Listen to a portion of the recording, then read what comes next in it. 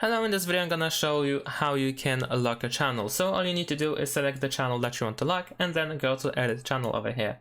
Now switch to permissions and then in advanced permissions, if you don't see it, then click on the text in order to unfold the options.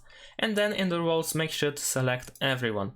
And then pretty much you have to copy these settings. So allow view channel, but disable manage channel permissions webhooks, as well as send messages, messages in threads, create public threads, create private threads, embed links, attach files, and external stickers, and disallow mentions, as well as manage messages, threads, and send text to speech, application commands, voice messages, and activities. The only thing that has to be enabled is read message history, as well as view channel. And this is how you can lock the channel.